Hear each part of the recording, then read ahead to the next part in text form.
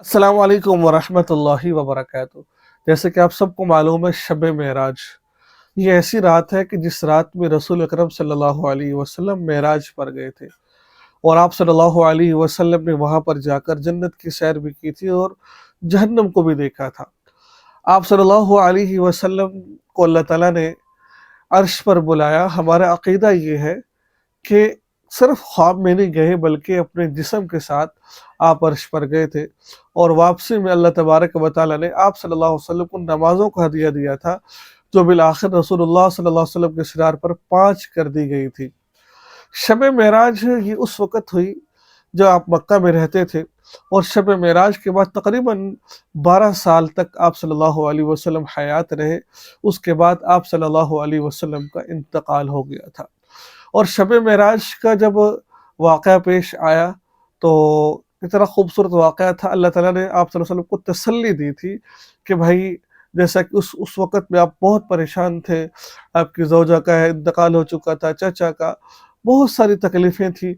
अल्लाह ने इन तकलीफ़ों को जो उनसे ना हल्का करने के लिए आप सल्लल्लाहु अलैहि वसल्लम को अपने पास बुलाया और पास बुलाकर अपना जो उनसे ना जन्नत और जहन्नम को दिखाया। तो इसको मेराज कहा जाता है।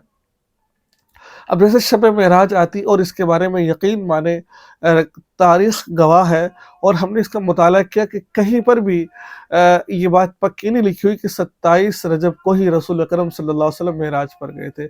इसमें मुख्तलिफ़ अक़वाल मिलते हैं। बाद में आता है रमज़ान में गए, बाद में आता है किसी और महीने में गए, यानी कि मुख्तलिफ़ अक़वाल आता है, शौबान में आता है, मुख्तलिफ़ अक़वाल है। कोई पक्की बात नहीं है कि शब मेराज में रसूल अकरम सल्लल्लाहु अलैहि वसल्लम गए जा भी सकते हैं, लेकिन पक्की बात नहीं है। और इसमें हमने देखा है बहुत सारे लोग नवाफ़िल का एहतमाम करते हैं, सलातुल रग़ाइब पढ़ते हैं और पता नहीं क्या कुछ इसमें पढ़ा जाता है।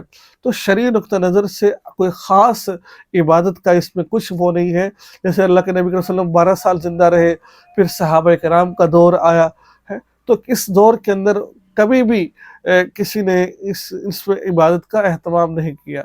अगर कोई शख्स इबादत का एहतमाम करना चाहे तो वो ज़रूरी जैसे आम दिनों में कर सकते हैं वैसे हम इस रात को भी कर सकते हैं, लेकिन ज़रूरी समझ कर के ना किया जाए।